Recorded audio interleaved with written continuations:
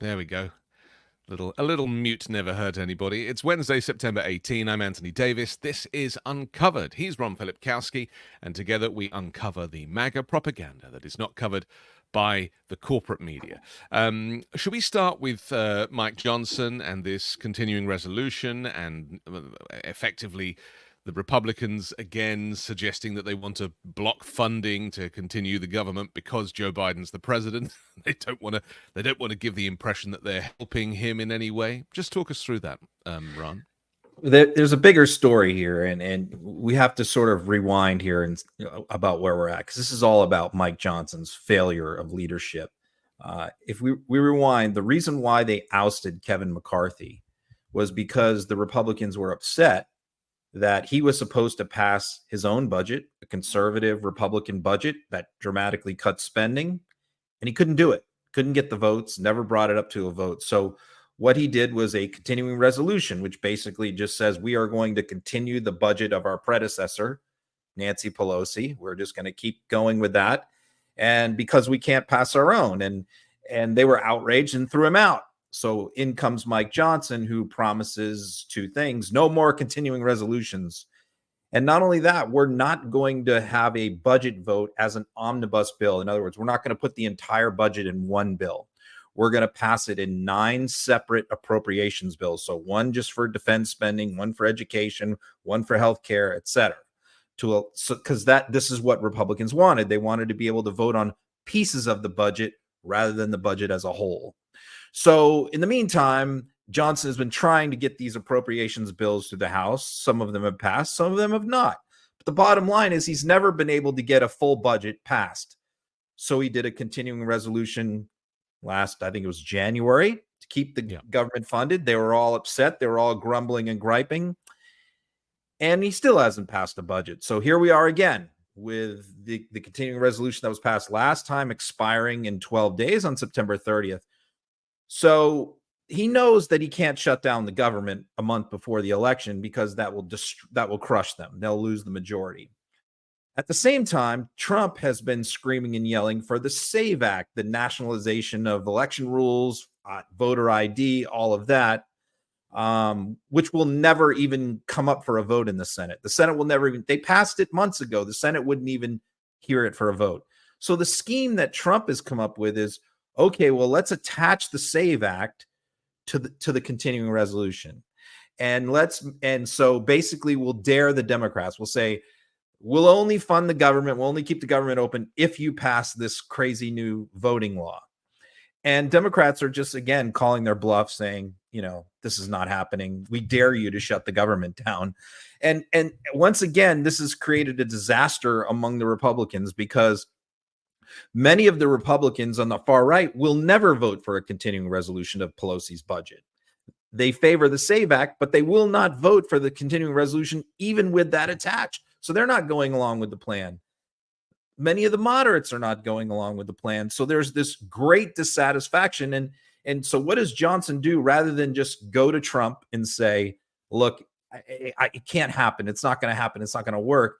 He doesn't have the courage to stand up to Trump.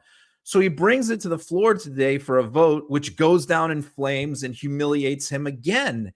And speakers are not supposed to bring things to the floor if they don't have the votes. That's politics 101. So once again, because of his allegiance to Trump, he is made to look like a feckless, weak leader.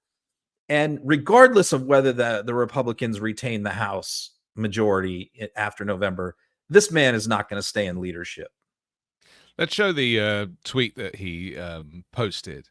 He said, Congress has an immediate obligation to do 2 things: responsibly fund the federal government and ensure the security of our elections. Because we owe this to our constituents, we will move forward on Wednesday with a vote on the 6-month CR and with the SAVE Act attached. I urge all of my colleagues to do what the overwhelming majority of people in this country rightfully demand and deserve: prevent non-American citizens from voting in American elections.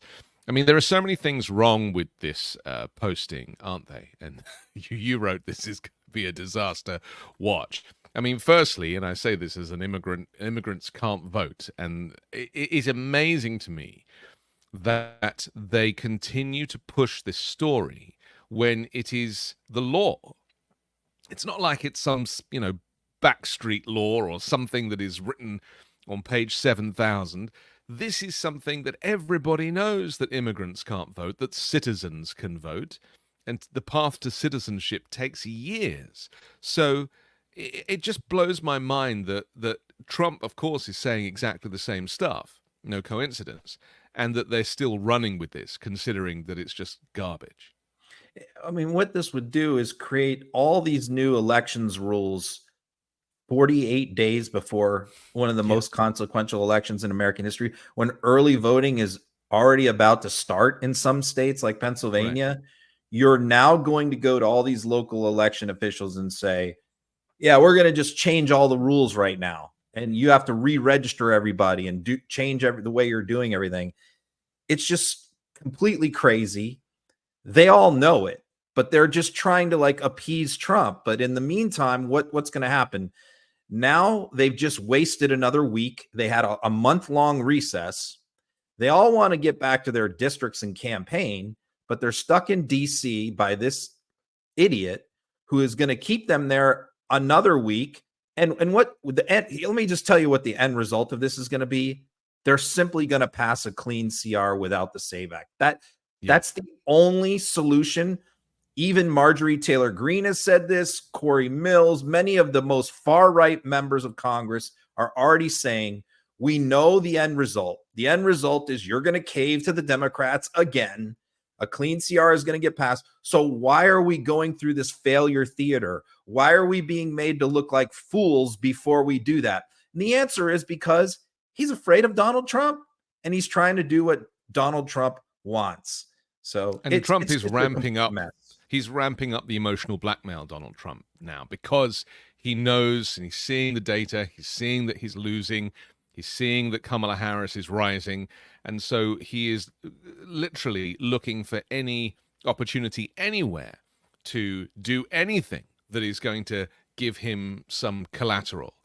Maybe we should talk about these lawsuits that he's now threatening. This is a plan to file a lawsuit to throw out mail-in ballots because Louis DeJoy, who he appointed at the USPS, has screwed up the post office so badly.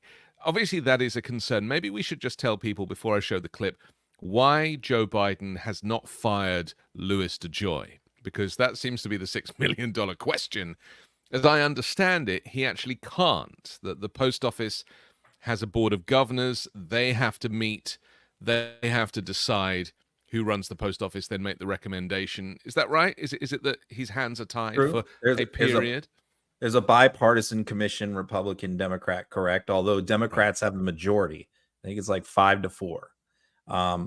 Joe Biden could weigh in. I mean, he could call for him to be fired, and that probably would have had a lot of impact. But yeah, the couple of times that Joe Biden has been asked about Louis DeJoy, he said, no, he's not going to do that. He's not going to call for his firing. So obviously they don't think that DeJoy has done anything totally egregious that could result in other words, I think he's concerned, being an old school establishment guy, that it would make it look like he was being partisan in firing someone who's supposed to be in a nonpartisan position.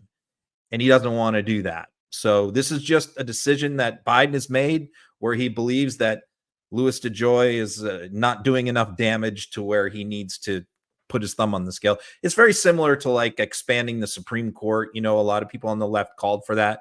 Biden, being the institutionalist, the traditionalist, was like, no, I'm not going to do that. This is kind of the same thing. And also Merrick Garland as well, right? Replacing Merrick Garland, because he hasn't really managed any prosecutions. 3.5 years after the insurrection. Yeah. Okay. Joe is not a real big liberal. You know, he's not a big, he's a moderate, he's a centrist, and we're seeing that here. Okay. But you're right to segue into this this part of it, because this is definitely connected to everything else.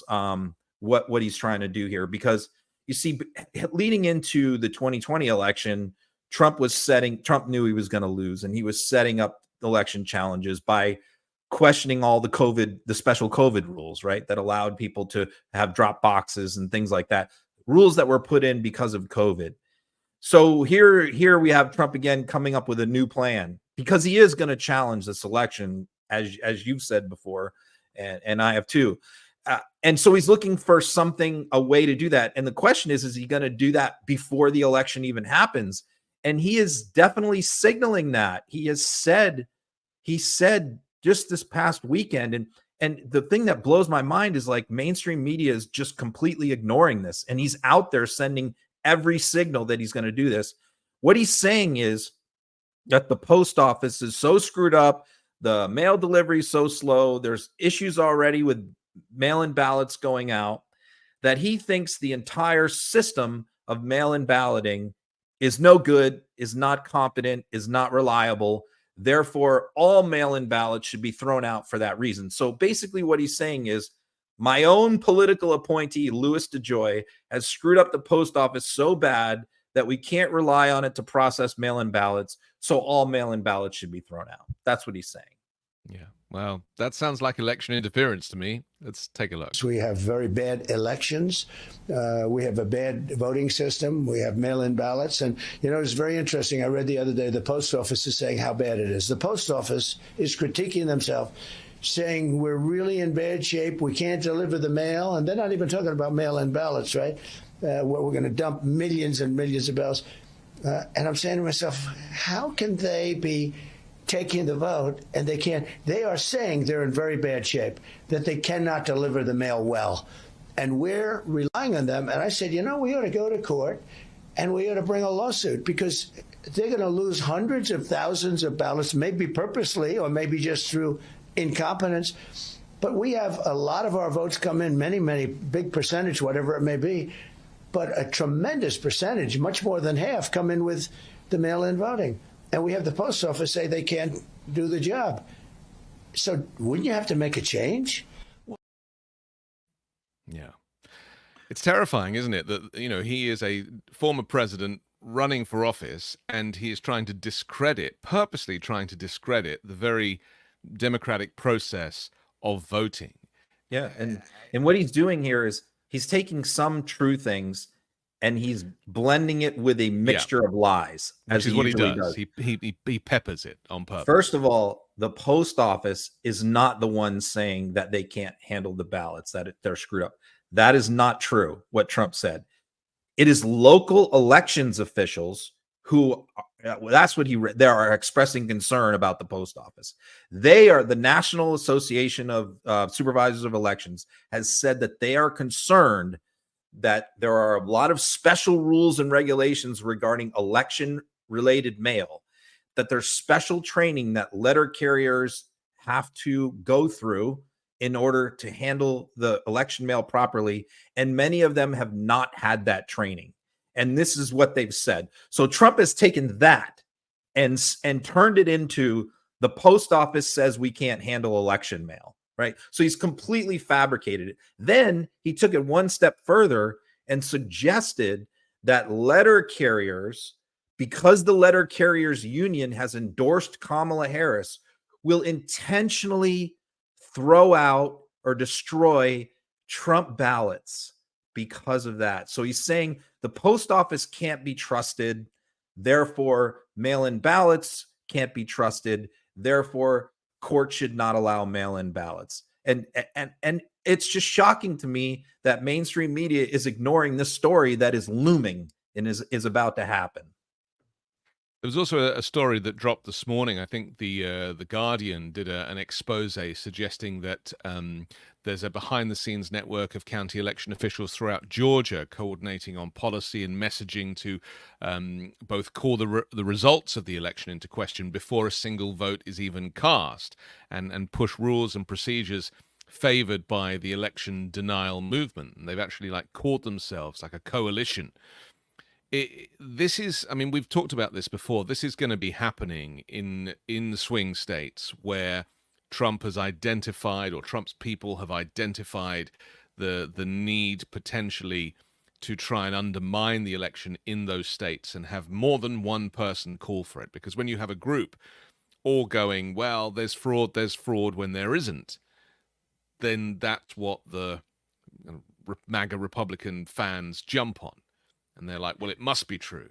You know, another thing that signals that is where their grassroots efforts and money is being spent. Yeah. It is being, their focus seems to be much more on lawyers and getting lawsuits ready and challenging election results and having teams in place to do that all over the country, rather than grassroots organizers knocking on doors to get people to the polls. Their focus and their emphasis is on the former and not the latter. Whereas, you know, the Harris campaign is more focused on getting out the vote, and, you know, sort of the lawyers being in place to deal with Trump. See, the Democrat lawyers are in place just to deal with what Trump comes up with, right? So they're really in a defensive mode here, whereas Trump is on offense. But, you know, you're putting all your eggs in the basket, Trump is, of election challenges again, rather than turning out the vote. And all of this is not just a suppression of the vote, but it's also now becoming a suppression of free speech. And I really felt this with this second attempted shooting at Trump's golf course. I do wish he wouldn't golf somewhere where there is direct line of sight for a shooter. It's probably the most unsafe golf course.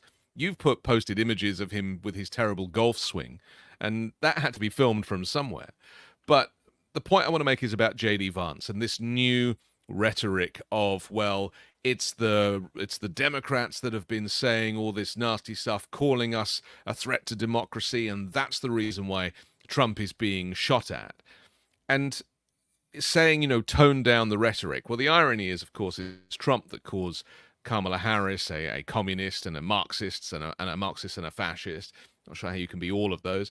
And at the same time, Donald Trump's rhetoric has been hate speech for a decade. I mean, is it any wonder that his own people wanna shoot at him? Let's take a look at what J.D. Vance tried to say.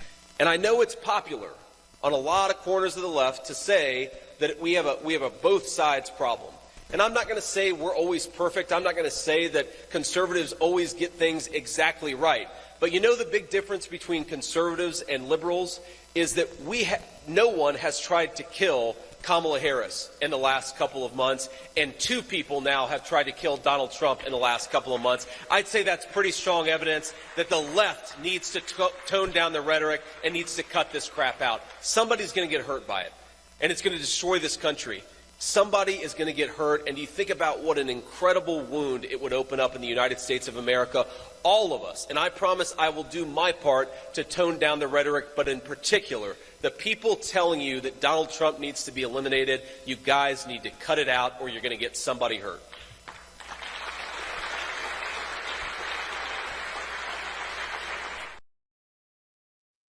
So this is indirectly, this is suppression now of free speech.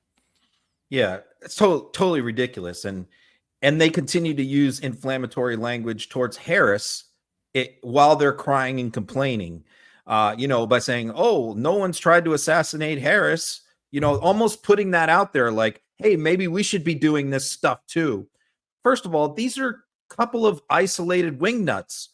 Both voted for one was a Trump supporter in Pennsylvania, and this guy was a guy who voted for Trump in 2016 and supported Vivek Ramaswamy and Nikki Haley, right? Yeah. So, to try and say like these are agents of the left is totally insane. Number one. Number two, the only person that's been using inflammatory language has been Donald Trump and J.D. Vance, and Donald Trump for years. So if you want to argue that inflammatory rhetoric is what's causing this stuff, the inflammatory rhetoric is coming from them. They're making themselves a target with all the racist and misogynist stuff that they say and all the lies. Democrats are doing none of that. Okay.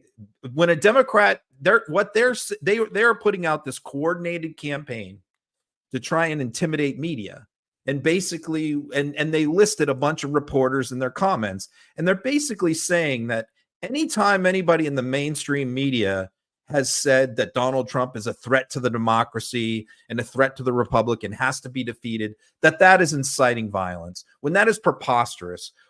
Donald Trump is a threat to democracy. He demonstrated that after the last election. He demonstrated that on January 6th. He continued that throughout 2021 and 2022 when he was lobbying Republican congressmen to overturn the last election. Even over a year later, he was still trying to get the election overturned and get himself reinstated to the presidency.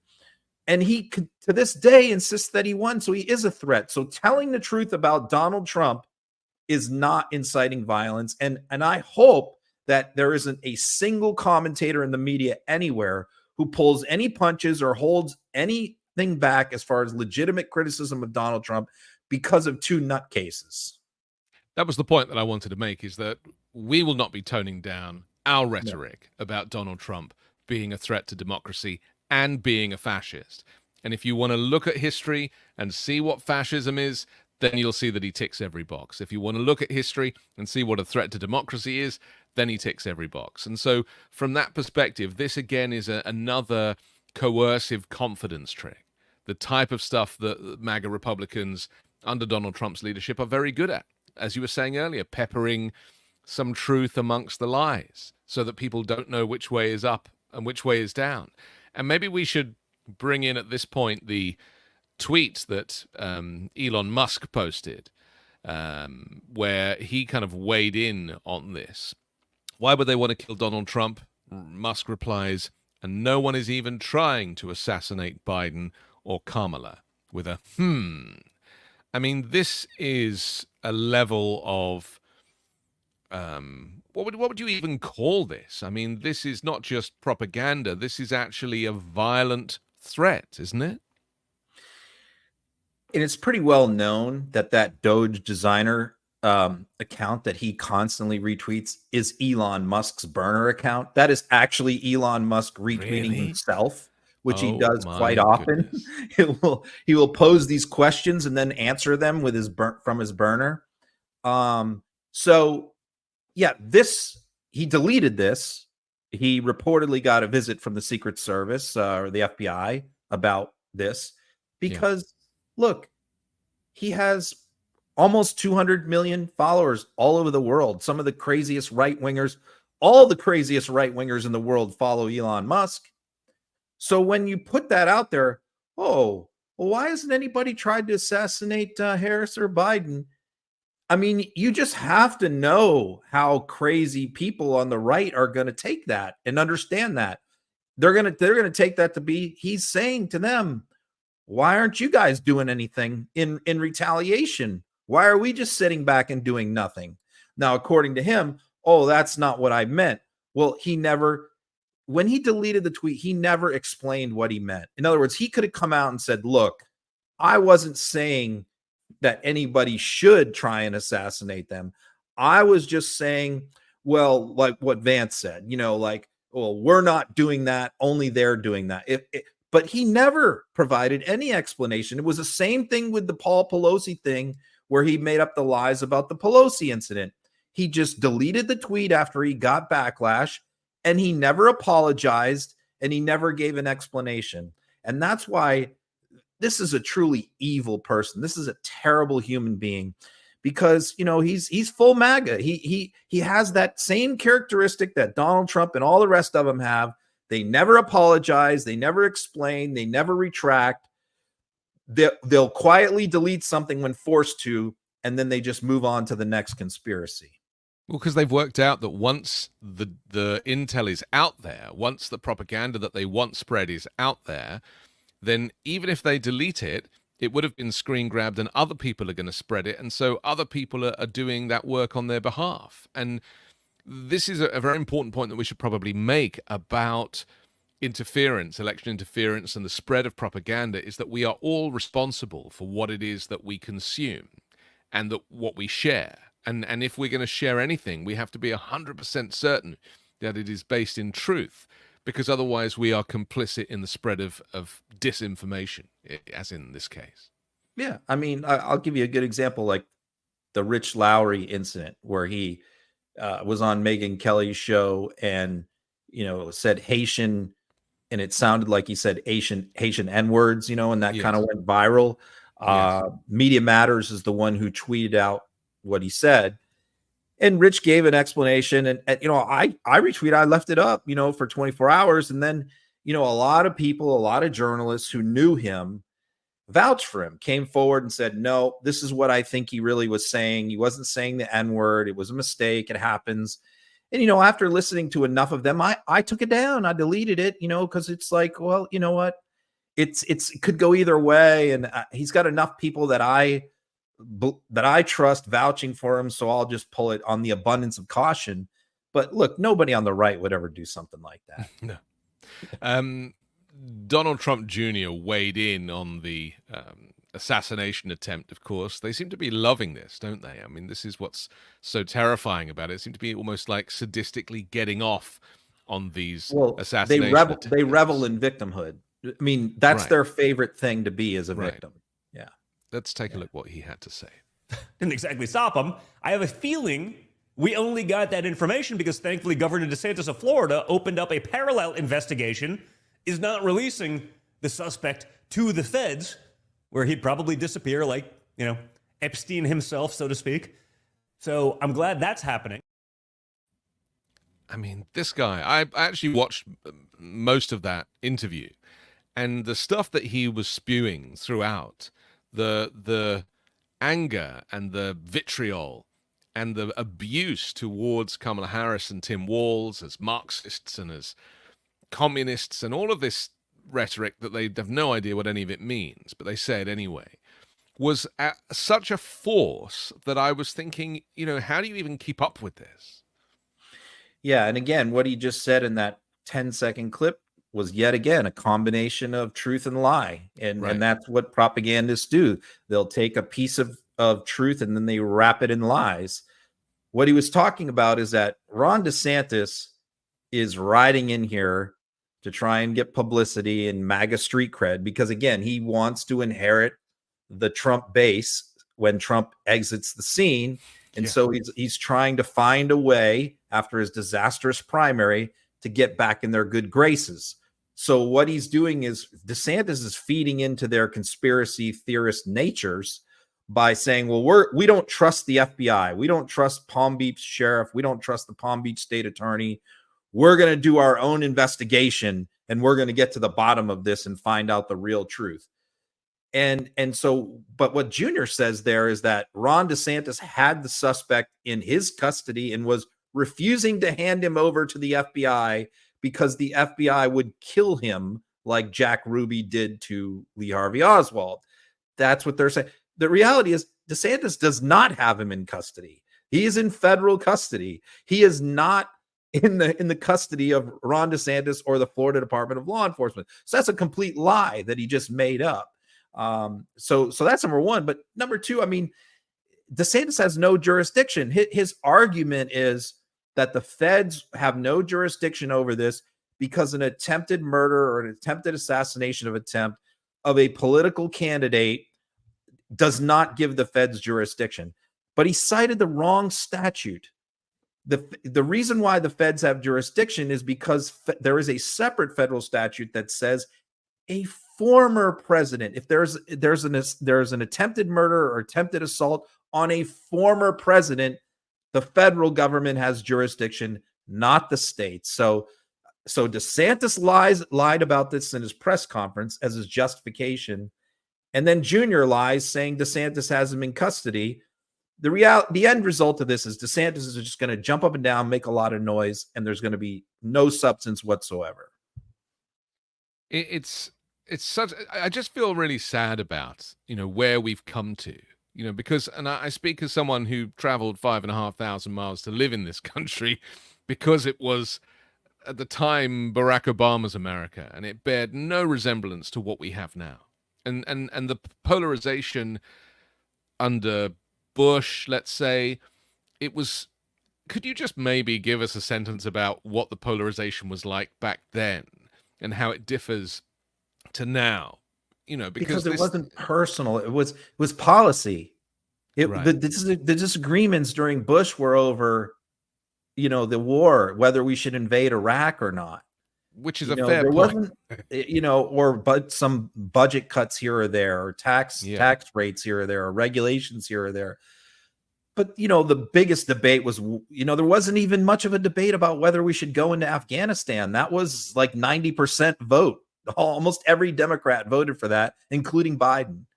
So that wasn't even controversial. The only thing, most major controversy was whether we should go into Iraq or not. And but that wasn't personal. That didn't get Americans at each other's throats. That didn't divide each other at their dinner tables and cause people to stop speaking to each other. Only Donald Trump has done that to America. I mean, the closest thing I could come up with is maybe Richard Nixon during like Vietnam. We got to that point, it was close to that point.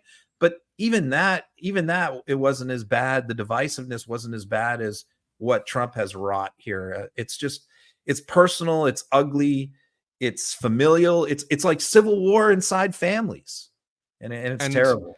And from a world news perspective, it looks insane. From the European nations that I am reporting on all the time, we've talked about how they're scrambling to prepare for the US under Trump potentially pulling out of NATO.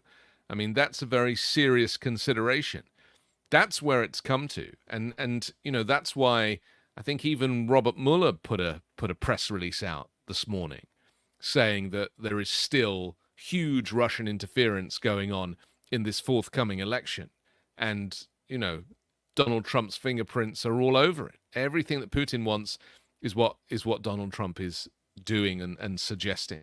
And that's why it's so frustrating, because, the supposed checks and balances, such as putting a special counsel in place to investigate Russian interference, that was in 2016 and 2017. We're years later, and nothing seems to have changed in that regard. And it's very frustrating. If anything, Trump has got closer to Putin in these years. Yeah, and JD Vance came up with a new thing yesterday. I don't remember right now what it is. I have a clip. This is the one about again threatening that the US support for NATO should be contingent on Europe's support for Elon Musk. So that's right. So that reminds me. That reminded me. So look, Trump and Vance Trump especially has been looking for a way to take the US out of NATO, an excuse, a pretext for a while. And what he used was, for the longest time, was the fact that they weren't paying their fair share, right? Their defense budgets weren't 2% like required. And that was one of the reasons. And then you heard him and Vance a few months ago floating the idea of like, well, do we really need NATO anymore? Like, NATO seems more offensive these days than defensive. And do we really need to be a part of it anymore? Do we really need to help Europe? Sowing the doubt. It floated that. And now a third thing has just been floated by Vance, which is, well, the European laws on free speech and content moderation of social media platforms is in conflict with our values of free speech in America. And you've said that before, that some of the laws in Europe are more restrictive. And so based on that, based on that, we should think about pulling out of NATO, because their values in Europe on the First Amendment are not the same as ours. So yet again, a third pretext, a third excuse to pull the US out of NATO, coming out of Trump-Vance camp. You mean coming out of Putin's camp? Yeah. And repeated by Vance. Here it is. The leader, I forget exactly which official it was within the European Union, but sent Elon this threatening letter that basically said, we're going to arrest you if you platform Donald Trump, who, by the way, is the likely next president of the United States. So what America should be saying is, if NATO wants us to continue supporting them, and NATO wants us to continue to be a good participant in this military alliance, why don't you respect American values and respect free speech? Excuse me, it's insane that we would support a military alliance if that military alliance isn't going to be pro-free speech. I think we can do both, but we've got to say American power comes with certain strings attached. One of those is respect free speech, especially in our European allies. Like, look, I'm not going to go to some backwoods country and tell them how to live their lives, but European countries should theoretically share American values, especially about some very basic things like free speech. Yeah. I mean, the irony of this, because this is the language of Hitler saying stuff like this, and it is a fascist playbook that he is working backwards from. He knows where he wants to get with the level of fascism, but he can't jump straight into that in the same way that it took Hitler a decade to basically convince people of his argument. But this is the starting point. And again, there's a lie in there. I mean, again, it's half truth, half lie. This same playbook we see in almost every clip from these guys. Thierry Breton, the EU Secretary General of the EU, whose term has just expired, so I don't think he's even there anymore, never threatened to arrest Musk. The EU voted to conduct an investigation with the threat of a possible fine. Okay, so nobody's threatening to jail Musk. But the idea that the U.S. would pull out of the NATO alliance after 80 years of peace, where it has been the most successful defensive alliance in human history, because they're mean to Elon Musk, shows you where the Republican Party is. Yeah, and this also confirms that my position that Elon Musk, his grasp on power was not just the $44 billion purchase of Twitter to turn that into a propaganda platform, but is then to get into the very halls of Congress. And now he's been offered a job by Donald Trump in his administration. He said he would accept. He said he doesn't even need to be paid for it. And this is about the oligarchs basically running the country in the same way as they do in Russia. Putin has his oligarchs that are funded and supported, who basically maintain control across Russia. And that is what you are going to see here under a Trump-Vance administration. Yeah, you'll have Harlan Crow, dabbling, dealing with the court reform, right? Peter Thiel.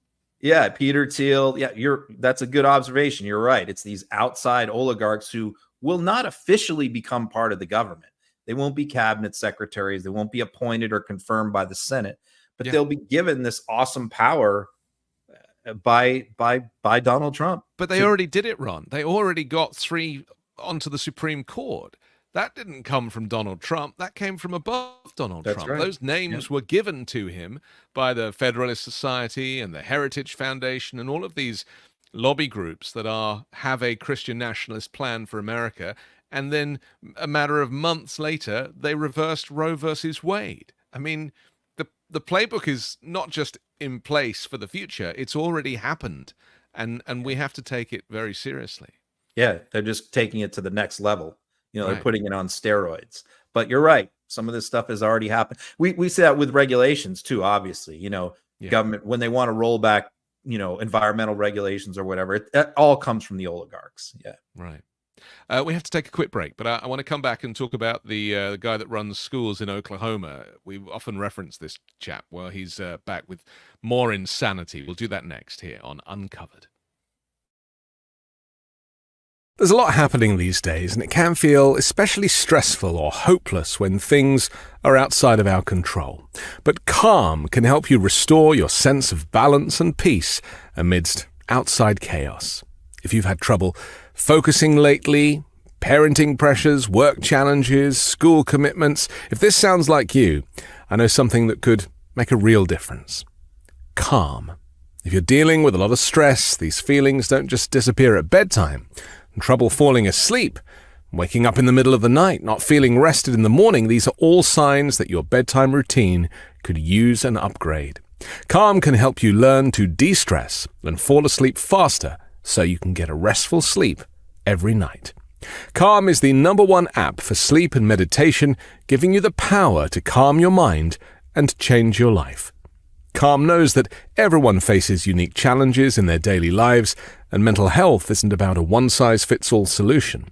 That's why Calm offers a wide range of content to help you navigate life's ups and downs, with programs like meditations, sleep stories, grounding exercises, and expert-led talks designed to help you handle grief, improve self-esteem, care for relationships, and much, much more.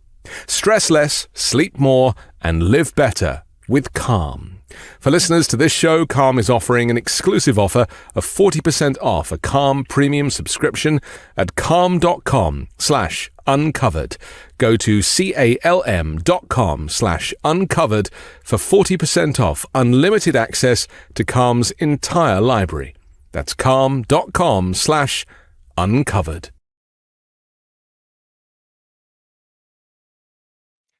And you can find links to our sponsors in the description below. Okay, Ron, let's jump straight to Oklahoma and this lunatic who runs the public schools there.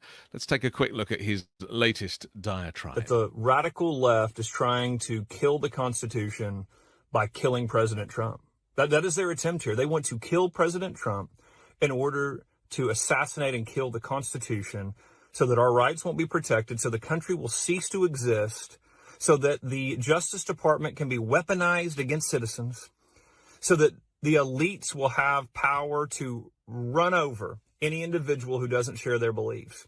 And President Trump is the one standing between the American people and those radical Marxist leftists. And if they take him out, they're able to take the Constitution out. There's been a lot of crazy conspiracy theories because of the second assassination attempt, which kind of wasn't an assassination attempt. This is the problem, isn't it? That, you know, it's almost as if Trump wished this, because it gives these people the opportunity to create a story that is so far-fetched but seems to have physical evidence. Well, yeah, I mean, I don't know if wish this is a right way to put it, but I think the right way to put it maybe is like he's not upset about that it happened, you know, because he thinks it helps him.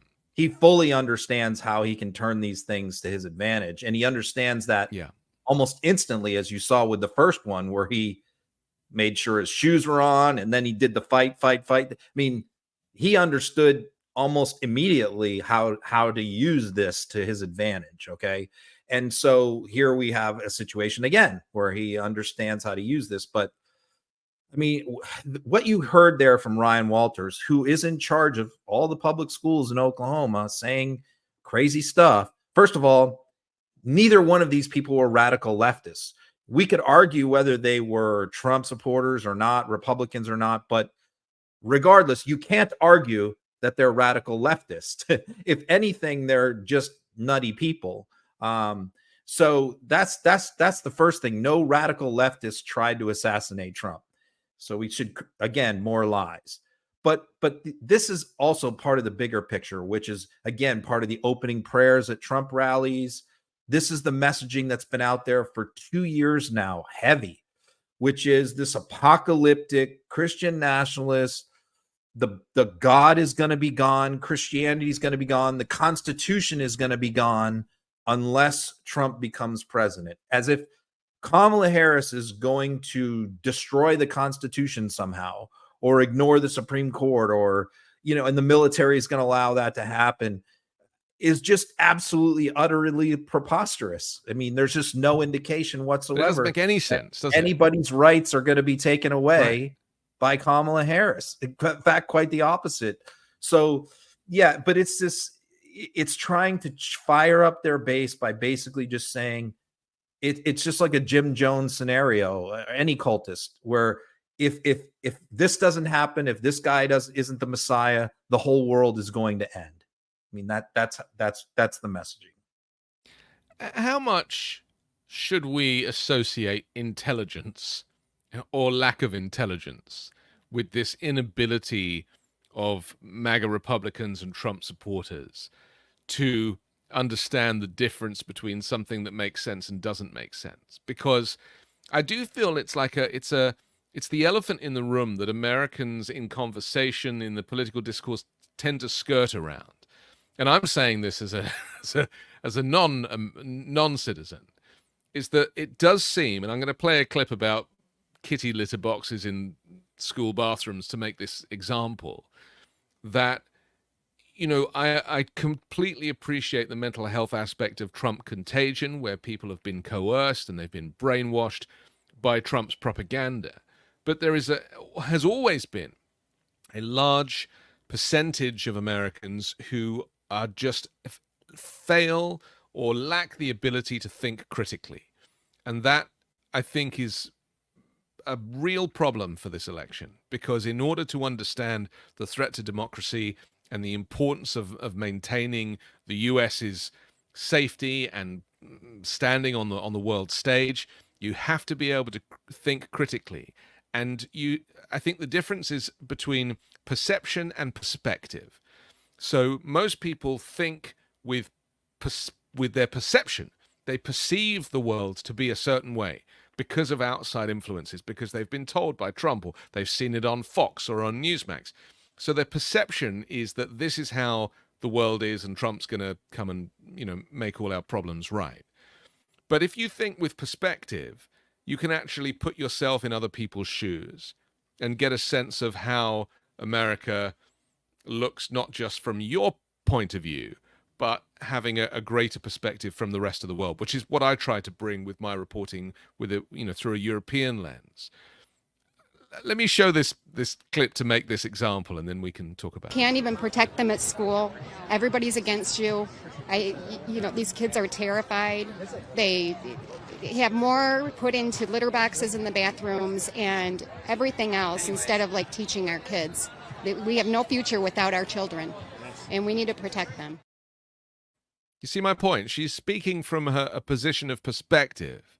You know, it's like of perception. I mean, she is perceiving this environment only as she sees it, with no perspective at all. Yeah, you know, I've been to many Trump rallies, obviously watched hundreds, listened to all these crowd interviews that the various right-wing people do.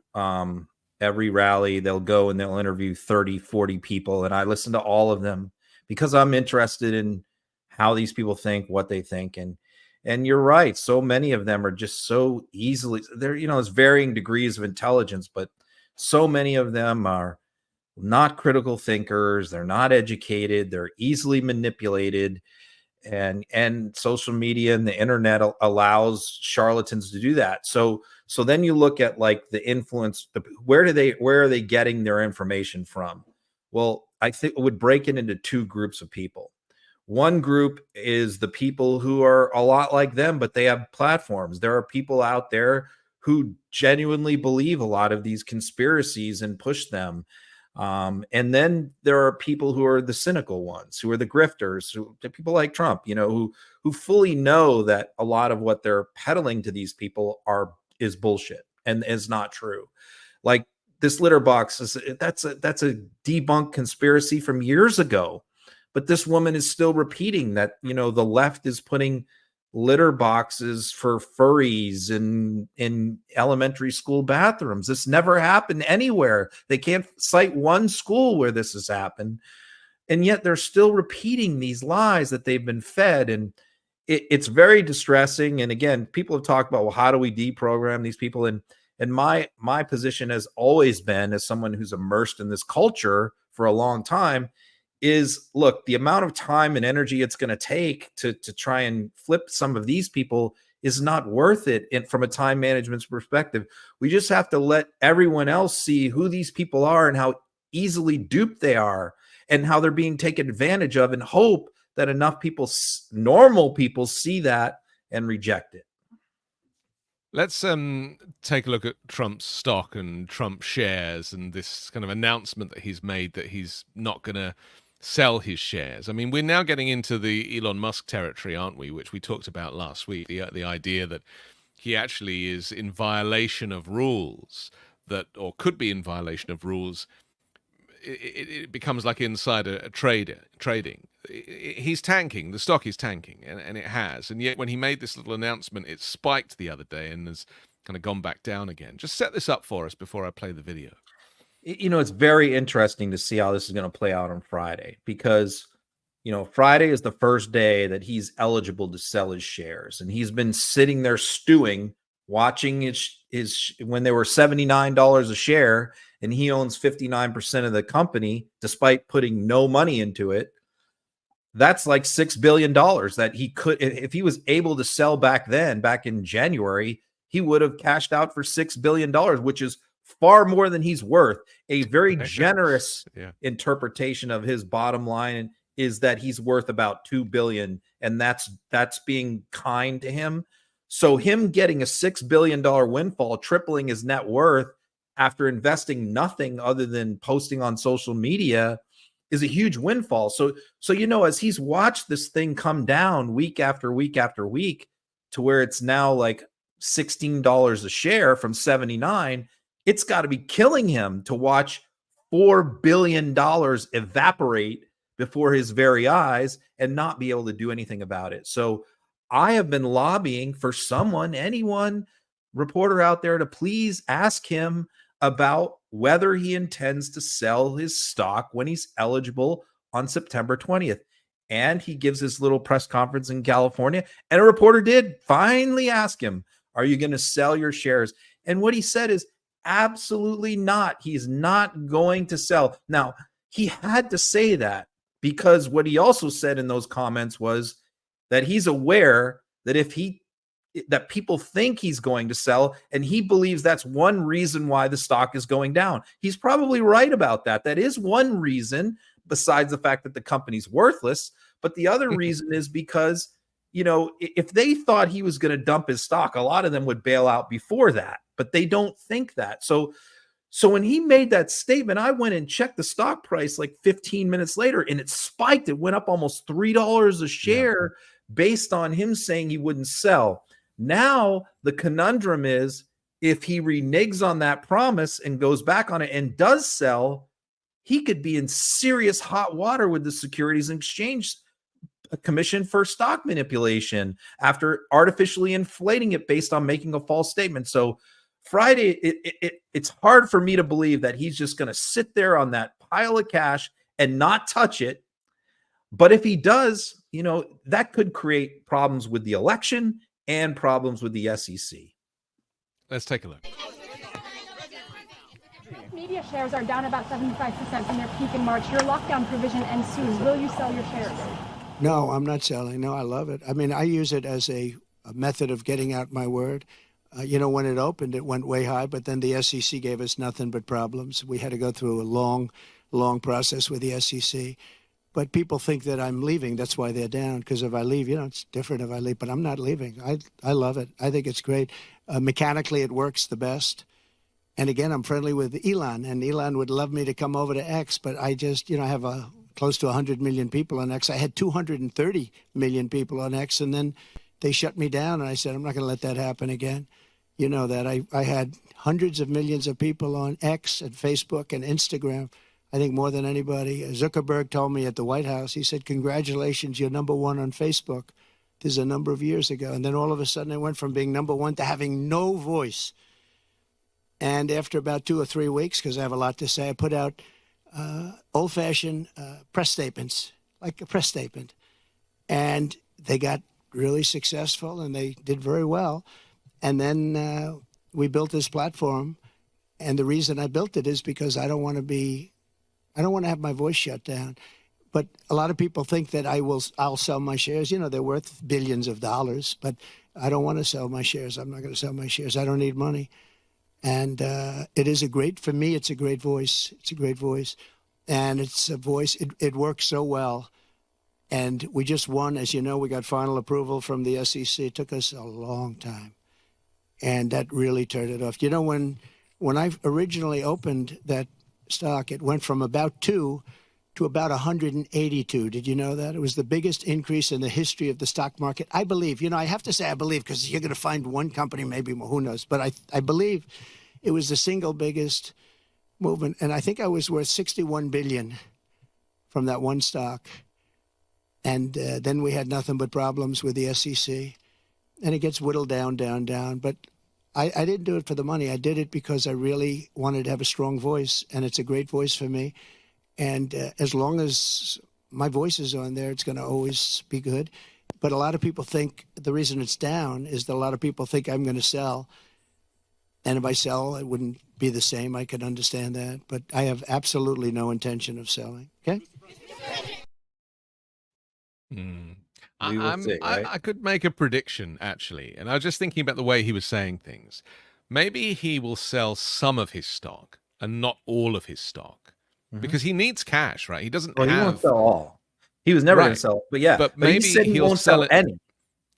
I think he might. I think he will end up selling just enough to He maybe needs not cash. affect the stock, but he needs the money. He's got to pay all those legal fines. If he sells any, it will affect the stock. Anytime the principal majority stockholders start selling, it goes down. So Yeah. first, and the other thing, by the way, is he told 3 lies in that we should fact check. Okay, there's Yeah, I 3 obvious wanted to go lies. over some of those. Right. Again, I could go through. People always, it's funny to hear MAGA people go, "Well, Trump doesn't lie. What are you talking about?" I literally could go through every clip and every speech and just point out one lie after another. Yeah. Obvious, easily provable lies. First of all, he said he had 230 million people on Twitter when he was suspended. He had 82. So there's a big difference between 82 million and 230 million. Okay, that's a pretty significant difference, right? He's at 90 now. 4 years later, he's only up to 90 million. So he's never got anywhere close to 230 million followers. So that's a lie. Number 2, the stock price was never went from $2 a share to 182. The highest it's ever been, anybody can Google it, was $79.38 a share. That's the highest it was ever. It was never $182. The highest his portion of stock was ever valued at was $6 billion, not $61 billion like he claimed. So he just tells these outlandish, obvious, preposterous lies, and everybody just kind of shrugs their shoulders and go, well, it's just Trump. Yeah. And then when he gets into trouble for over-exaggerating the value of his properties and actually gets taken to court for it, he claims that everyone's against him. It's like, he is his own worst enemy. Did you notice in that clip, though, he said, "I believe," and then he goes, "I have to say I believe, because someone might find something out that is maybe different to that, and then that doesn't look good for me." So he was actually giving away his playbook for how he gets away with these lies. Yeah, you can definitely, you have to go back. It's like the Zapruder film and the Kennedy assassination. You have to go back and break it down frame by frame. Sometimes you have to go back and watch these clips, because everybody says Donald Trump is dumb. Donald Trump is uneducated about many things about the world. That is true. But I said he's cagey. He has this animalistic predatory intelligence where he is highly proficient. You might say he's a genius at being a deceptive manipulator. That's his superpower. And you see it. I mean, we could go through and break down that statement where he is manipulating the 300,000 or 400,000 MAGA fans who are sitting and holding Trump stock, wanting them not to sell. So you see him sort of manipulating them at the same time, trying to create some sort of an out for himself to be able to sell stock without getting prosecuted for it. So it's just, I can't wait to see what happens on Friday. I mean, the stock was down again today, last time I checked, because I think there's a lot of people out there who do think he is going to sell. Well, the other tactic he employed there was he kept talking about the SEC. And if he was trying to hide something, he might never mention the SEC. So what he does is he puts the regulator out front to give the impression that he is across it and, he's talking with them and they gave him a lot of trouble. So this is like tight, this is buttoned down, when in fact, the guy only knows criminality. We often project that we think that he should know the difference between right and wrong or good and bad, but he doesn't. He is a lifelong criminal, born into a criminal family. This is the language that he speaks. So for him to manipulate through language, that is just, if you've ever met a criminal, even a petty criminal or a a thief. This is how they talk. And the reason why he was forced to wait to sell these shares legally was because, number one, the investors who did put in all this money up front did not want him to just be able to cash out right away and abandon them when he's putting no money in himself. And the other reason is because there was a lot of shadiness around the initial valuation of this company, and the accounting firm who did it was since been fired. They're being sued. They're being prosecuted. So there was a lot of shenanigans with the initial valuation of the company that caused the stock to be so high. And that's another reason why you're not going to let the principal shareholder cash out when there's so much shenanigans around the valuation. So it is a little complicated, but there was a lot of reasons why they forced Trump to wait this long to be able to sell, because they wanted the share price at the time he's able to sell to be more of an accurate reflection of the value of the company. But really, when you're buying shares in this, you are betting on Donald Trump winning this election and remaining on this platform exclusively as president, tweeting on this platform exclusively. And that's really your value. It's a speculative hoping he wins because if he loses this election, this company and this stock evaporates. It's worth nothing. Yeah. Well, this also exposes the whole insanity of the stock market and how you can create value out of nothing, because Truth Social is worth nothing. Like, if you look at it, when he posts, he only gets a few thousand reposts. It's not like the huge kind of Twitter machine. It never took off. This platform never took off. And so they have no ad revenue coming in. Right. They have no celebrities. They don't even have members of Congress on there. All fur coat and no knickers, as we say. Yeah. All right, let's take a look at his understanding of crypto. This is very interesting when he's kind of interviewed in this live Twitter space about crypto.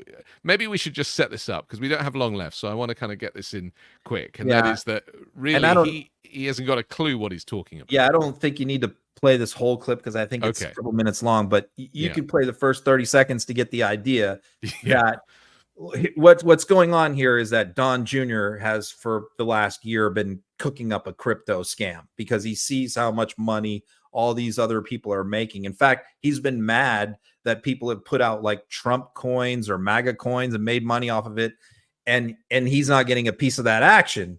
So he's been scheming with different companies about creating a Trump or a MAGA crypto Bitcoin, and now they just rolled that out this week. So he decides to go and do a Twitter space with the crypto people where this was a couple days ago, where he is going to introduce and talk about his new crypto that he wants everybody to buy.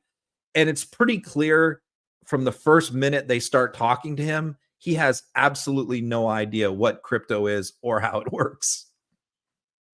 Here he is.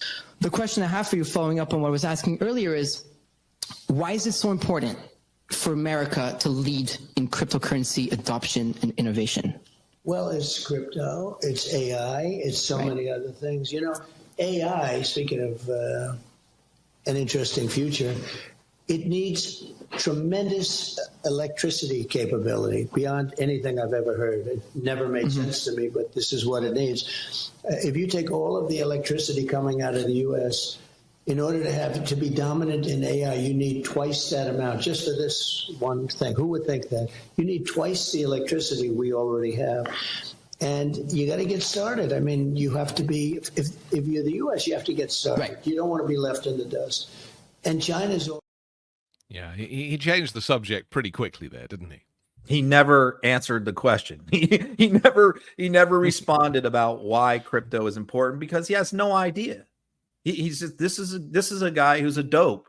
He's a dope in so many areas, but he acts like he's an expert. So really, these guys are all like crypto bros. They're very savvy. They know what they're doing in this area, and they're trying to ask him, like, explain why we should buy yours and invest in yours and not somebody else's. And he can't tell him. He has no idea. So, I mean, It's just it's a classic Trump, which is I'm just going to stick my name on something, whether it's steaks or vitamins or vodka, and knuckleheads are going to buy it, and that's what and he doesn't even know what the product is or much about it. It was so, you know, we go back to like the Trump airline. He knew nothing about the airline industry. It failed like 2 years. After 2 years, he lost so much money in that. All he knew was he flew on planes, and he felt like he saw things when he flew that he could do better, but he knew nothing about how the airline industry worked. So it's the arrogance, it's the hubris. I'll put my name on it. I know more than anybody else about every subject. And that's why he continues to fail at things over and over. My favorite is when he says, I know more about windmills than anyone. And in my head, I'm like, they're wind turbines. They're not even windmills are in the Netherlands. It's a completely different technology. Okay, finally, let's talk about Laura Loomer, because this has been a huge kind of controversy. That is he having an affair with her? Is she just trying to curry favor with him because she wants to be his right-hand woman? I mean, maybe you should set this up, and because we're going to look at this clip from Fox, but, you know, Laura Loomer is, I mean, she's your nemesis, really, isn't she? I'd start there. Well, she's not my nemesis. I mean, I would say we sort of have a little bit of a peace treaty, you would say, in terms of, like, I've said this over the years, where just like, I don't want to waste my time and energy fighting with people like Laura Loomer, because they consume you. You could spend all your time going back and forth with them, and I'm not interested in that. I'm trying to win elections. I'm not trying to like beat the influencers or get the last word. So yes, the two of us sort of avoid each other, okay, where we sort of leave each other alone to some degree, which is completely fine with me. And so, but, you know, I did point out, you know, back when Trump was going to hire her, and Trump was going to hire her a year ago because he loved what she was doing to Ron DeSantis. Laura Loomer is very relentless, and a lot of stuff she puts out is not accurate or not true, but some of it is. And, you know, she takes a scattershot approach where she just throws a bunch of crap out there and hopes something sticks. And, you know, a lot of it was working against Ron DeSantis because that stuff works inside the Republican Party. It doesn't work outside the party, but it works inside. So it was very effective against DeSantis. And so Trump really liked her. And obviously she's all in on Trump. She's completely and totally loyal. Unlike Marjorie Taylor Greene, who has other agendas in her own ambition and views herself as a successor to Trump, Laura doesn't view herself that way. She views herself as a 100% loyal to Trump and nobody else, no other Republican, no other person, all Trump all the time. She's transfixed by him. So though, it's very she? different. It's almost like he has some hold over her. And I think even he's a little bit bemused about it. But I think that she has some hold over him. And so I think that, you know, he goes and he hires her, and then who was the one who killed that? It was Greene. Greene called Trump personally and said, do not hire her, you know, and Greene was making a bunch of other back channel calls to people in Trump's orbit, and Trump reneged and rescinded the thing. But Loomer was not mad at Trump. She was mad at Greene. And from that moment, they became sworn enemies. But it kind of dissipated and went away for a while. But then until the moment that I posted that screenshot, and by the way, Greene follows me and so does Loomer. Okay. So when I post something, I know that both of them see it. So when I posted the screenshot of Loomer getting off the plane with Trump before the debate, I knew that was going to trigger Greene. And she went off. She went nuts on Loomer. And then, of course, Loomer saw that. And then just the whole thing just exploded. And then, you know, for the first time, that caused the press to actually notice, hey, welcome aboard, mainstream media, to the story. Notice that Laura Loomer was in Trump's orbit.